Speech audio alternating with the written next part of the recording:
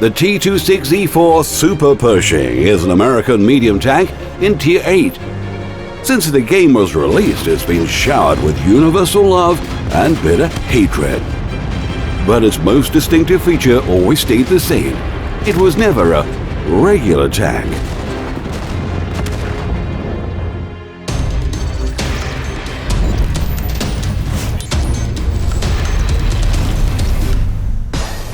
The premium tanks in our game are always a little different.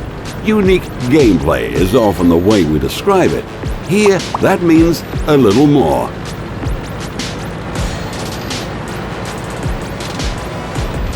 Any premium tank is just a tank, shooting, driving, and ponying. But there's always a catch. And for the Pershing, it's the speed.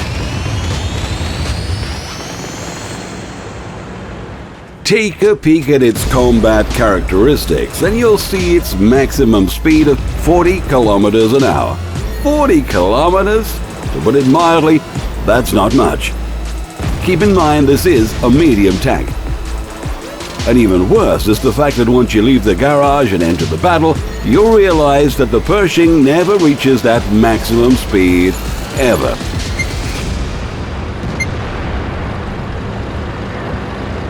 "32 kilometers an hour is all you can get from this American if it's not going down a hill. The Super Pershing has less than 10 horsepower per ton, which makes it the slowest tank within its type. Looking outside of its type, it's even inferior to heavy tanks. And we aren't talking about some AMX 5100. The IS-3, a Soviet heavy, can easily beat the American in a straight line. And you can forget climbing hills too. But there is something of note. Our not quite medium tank gains speed faster when it's going backwards rather than forwards. You can still climb the hill facing either way, but it'll be equally slow. So you'll suffer whichever way you approach the enemy. Why does this happen? That's easy. The Super Pershing is covered in so much armor that it just can't move that fast. This American's turret is an unusual shape, so it's very hard to penetrate, even in the weak points. Not that its weak points are stronger than other tanks, but they still have to hit them. The daunting BL-10 hits them 4 times out of 10. In other cases, the shell either misses or fails to penetrate. Armor-piercing shells, but it doesn't penetrate. It's another story with APCR. They can penetrate anything. Who uses APCR with a BL-10 though? A cast-iron turret and good angles allow the Super Pershing to be comfortable behind hills. On Himmelsdorf, it can simply stick out its turret and fire. Most of the enemies won't be able to do a thing.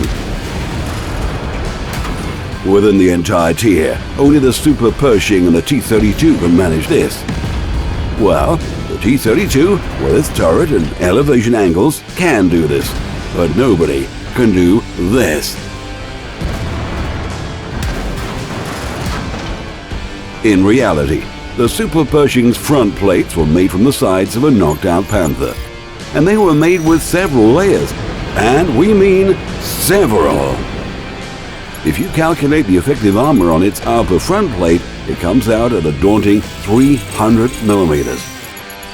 It's impossible to calculate it more accurately, but one thing is clear. It's one of the thickest in Tier 8. But there's a catch. Isn't that like having a top-quality barbecue and living in Greenland?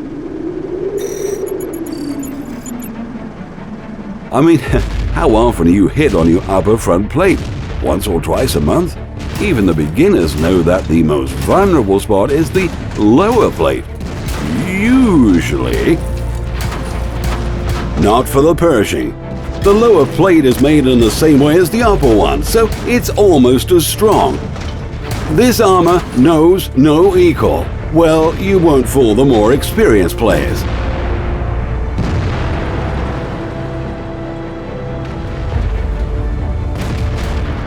But the first move of many players is to fire at the lower plate. No penetration. What a surprise! Remember that the Pershing has a hard face and a soft behind. The armor is what makes the Pershing a real frontline tank. Yes, this is a medium tank, but it does a heavy tank's job. Think that's strange? However, it's easy to explain. The Super Pershing is pretty heavy.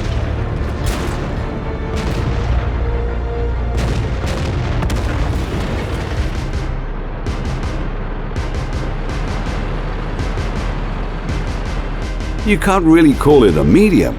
All characteristics shout that it's heavy. There are some other paradoxes like that in World of Tanks.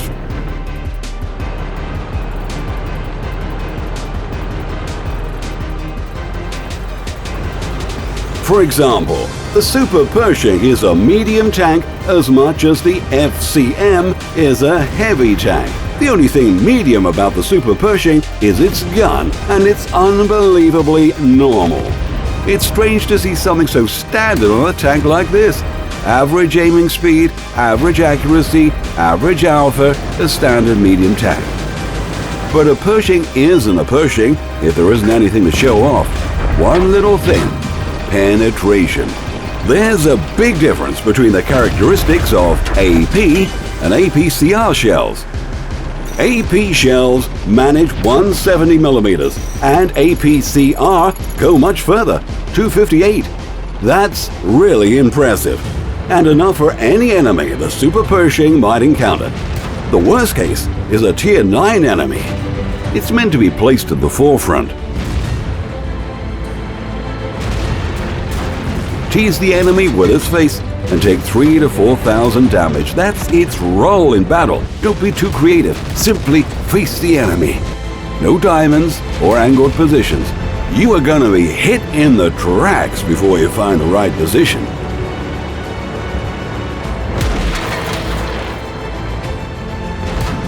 Well, it won't hold the front alone. But be honest, who can? Just remember that if you need someone to distract enemies and absorb damage, that's the Pershing.